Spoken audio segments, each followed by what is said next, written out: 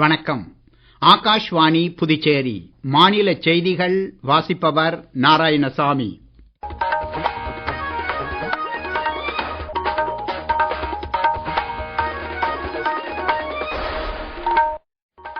தலைப்புச் செய்திகள். இந்தியாவிற்கும் அரபு நாடுகளுக்கும் இடையிலான ஆழமான மற்றும் வரலாற்று சிறப்புமிக்க உறவுகள் மேலும் வலுப்பெறும் என்று பிரதமர் திரு நரேந்திர மோடி நம்பிக்கை தெரிவித்துள்ளார். மத்திய வெளியுறவுத்துறை அமைச்சர் டாக்டர் ஜெய்சங்கர் இன்று ஓமன் வெளியுறவு அமைச்சருடன் இருதரப்பு பேச்சுவார்த்தை நடத்தினார். மத்திய நிதியமைச்சர் திருமதி நிர்மலா சீதாராமன் 2026-27 நிதியாண்டிற்கான மத்திய பட்ஜெட்டை நாளை தாக்கல் செய்கிறார். புதுச்சேரியில் வேளாண் துறை சார்பில் ஏற்பாடு செய்யப்பட்டுள்ள 3 நாள் காய் கனி மலர் கண்காட்சி நாளை நிறைவு பெறுகிறது. இனி விரிவான செய்திகள். 2வது இந்திய அரபு வெளியுறவு அமைச்சர்கள் கூட்டத்தில் பங்கேற்க புதுடில்லி வந்துள்ள அரபு நாடுகளின் வெளியுறவு அமைச்சர்கள் குழு அரபு நாடுகளின் பொதுச் செயலர்கள் மற்றும் பிரதிநிதிகளை பிரதமர் திரு நரேந்திர மோடி இன்று வரவேற்றார். இந்த சந்திப்பின் போது இந்தியாவிற்கும் அரபு நாடுகளுக்கும் இடையிலான ஆழமான மற்றும் வரலாற்று சிறப்புமிக்க உறவுகளை பிரதமர் எடுத்துரைத்தார். மேலும் வரும் ஆண்டுகளில் அரபு நாடுகளுடனான பரஸ்பர வர்த்தகம் மற்றும் முதலீடு, எரிசக்தி, தொழில்நுட்பம், சுகாதாரம் மற்றும் பிற துறைகளில் ஒத்துழைப்பை மேலும் வலுப்படுத்துவது குறித்தும் சுட்டிக்காட்டினார். 2வது இந்திய அரபு வெளியுறவு அமைச்சர்கள் கூட்டம் இன்று புதுடில்லியில் நடைபெறுகிறது. இக்கூட்டத்திற்கு இந்தியாவும் ஐக்கிய அரபு அமீரகமும் இணைந்து தலைமை தாங்குகின்றன. அரபு லீக் உறுப்பு நாடுகளின் வெளியுறவு அமைச்சர்களும் பொதுச் செயலர்களும் இக்கூட்டத்தில் பங்கேற்கின்றனர். புதுடில்லியில் இந்தியா நடத்தும் முதல் இந்திய அரபு வெளியுறவு அமைச்சர்கள் கூட்டம் இதுவாகும். இதற்கிடையே மத்திய வெளியுறவுத்துறை அமைச்சர் டாக்டர் ஜெய்சங்கர் இன்று ஓமன் வெளியுறவு அமைச்சர் பட்ர் அல் சைடியை சந்தித்து இருதரப்பு வர்த்தகம், பிராந்திய முன்னேற்றங்கள் மற்றும் முக்கியமான கனிமங்கள் குறித்து விவாதித்ததாக சமூக ஊடக பதிவில் தெரிவித்துள்ளார். இந்த பேச்சுவார்த்தை இரு நாடுகளுக்கும் இடையேயான நட்புறவையும் இணக்கத்தையும் அளிப்பதாக உள்ளது என்று அவர் மேலும் தெரிவித்துள்ளார். ஐக்கிய அரபு அமீரக வெளியுறவு அமைச்சர் திரு கலிஃபா ஷாஹிம் அல் மாரரும் இம்மாநாட்டில் பங்கேற்க இன்று அதிகாலை இந்தியா வந்துள்ளார். இம்மாநாடு குறித்த கூடுதல் தகவல்கள்.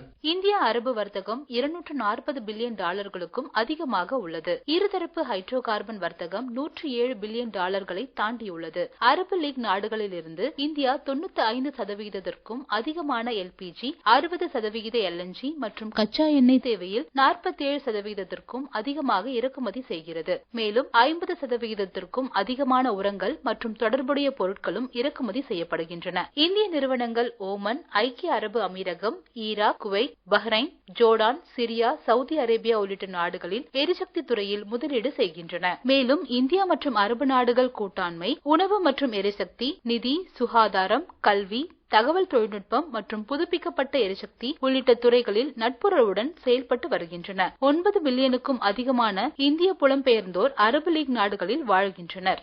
மத்திய நிதியமைச்சர் திருமதி நிர்மலா சீதாராமன் நாளை மக்களவையில் 2026-27 நிதியாண்டிற்கான மத்திய பட்ஜெட்டை தாக்கல் செய்கிறார். மக்களவையில் பட்ஜெட் தாக்கல் செய்யப்பட்ட பிறகு பட்ஜெட்டின் நகல் மாநிலங்களவையில் தாக்கல் செய்யப்படும். 2019 ஆண்டு பதவியேற்றதிலிருந்து திருமதி நிர்மலா சீதாராமன் தொடர்ந்து தாக்கல் செய்யும் 9வது பட்ஜெட் இது என்பது குறிப்பிடத்தக்கது.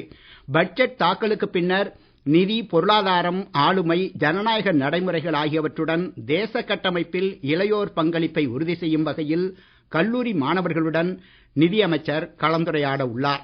முதன்முறையாக ஞாயிற்றுக்கிழமை பட்ஜெட் தாக்கல் செய்யப்படும் நிலையில் மும்பை தேசிய பங்குச் சந்தையில் நாளை சிறப்பு வர்த்தகம் நடைபெறும் என்றும் அறிவிக்கப்பட்டுள்ளது.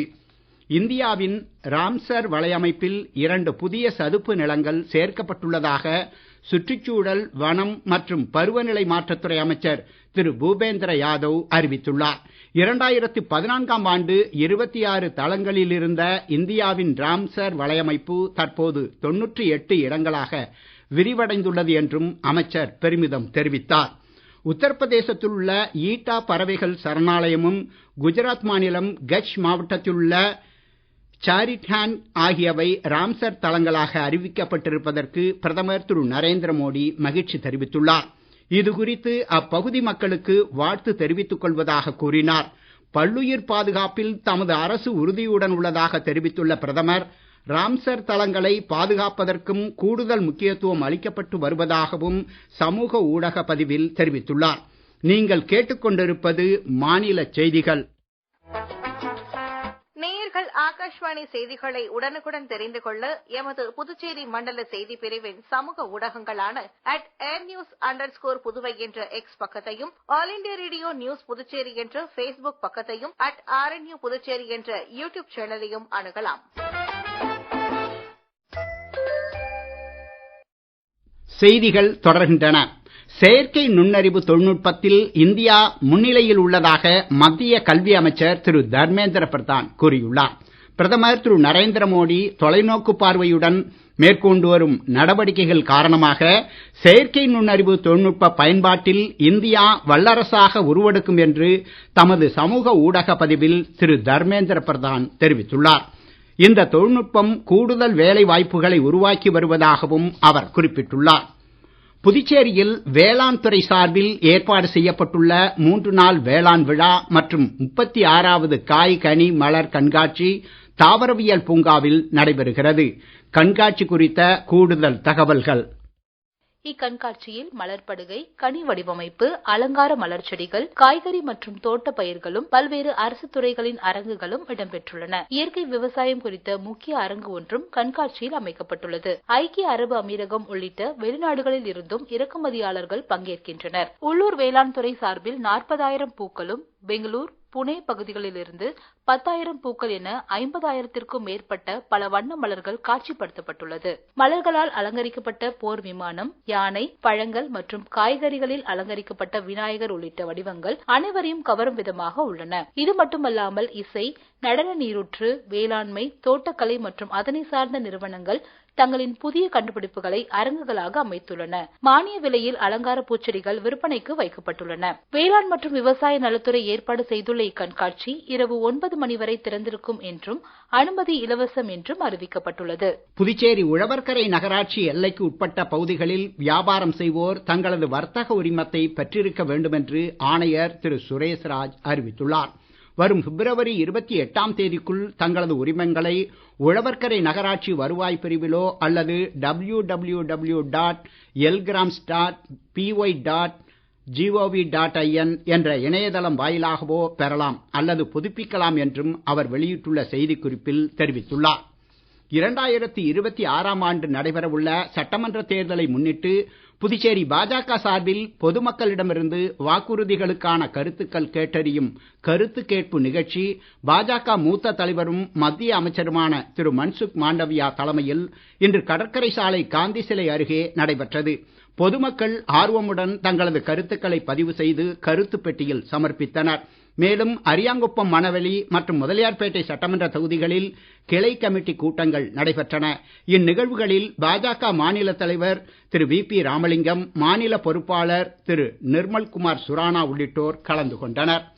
புதுச்சேரியில் வரும் சட்டமன்ற தேர்தலில் ஆட்சி மாற்றம் ஏற்படும் என்று காங்கிரஸ் செய்தி தொடர்பாளர் திரு பவன் கேரா கூறியுள்ளார். புதுவை பிரதேச காங்கிரஸ் கட்சியின் தலைமை அலுவலகத்தில் இன்று நடைபெற்ற செய்தியாளர் சந்திப்பில் பேசிய அவர், புதுச்சேரியில் உள்ள அனைத்து வசதிகளும் காங்கிரஸ் ஆட்சி காலத்தில் உருவாக்கப்பட்டவை என்றும் அந்த ஆட்சி திரும்பவும் ஏற்பட வேண்டும் என்று மக்கள் விரும்புவதாகவும் கூறினார். இந்த சந்திப்பின் போது முன்னாள் முதலமைச்சர் திரு நாராயணசாமி, சட்டமன்ற உறுப்பினர் திரு வைத்தியநாதன் மற்றும் அக்கட்சி நிர்வாகிகள் உள்ளிட்டோர் உடன் இருந்தனர். முன்னதாக காங்கிரஸ் கட்சி சார்பில் நடைபெற்ற பாத யாத்திரையில் திரு பவன் கேரா பங்கேற்றார். இந்திய நியூசிலாந்து அணிகளுக்கு இடையிலான 5வது மற்றும் இறுதி 20 ஓவர் கிரிக்கெட் போட்டி திருவனந்தபுரத்தில் இன்று இரவு 7 மணிக்கு தொடங்குகிறது. மீண்டும் தலைப்புச் செய்திகள்.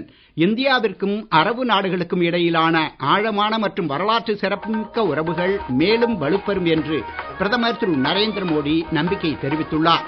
மத்திய வெளியுறவுத்துறை அமைச்சர் டாக்டர் ஜெய்சங்கர் இன்று ஓமன் வெளியுறவு அமைச்சருடன் இருதரப்பு பேச்சுவார்த்தை நடத்தினார். மத்திய நிதியமைச்சர் திருமதி நிர்மலா சீதாராமன் 2026-27ஆம் நிதியாண்டிற்கான மத்திய பட்ஜெட்டை நாளை தாக்கல் செய்கிறார். புதுச்சேரியில் வேளாண் துறை சார்பில் ஏற்பாடு செய்யப்பட்டுள்ள 3 நாள் காய் கனி மலர் கண்காட்சி நாளை நிறைவு பெறுகிறது. இத்துடன் இந்த செய்தி அறிக்கை நிறைவு பெறுகிறது. வணக்கம்.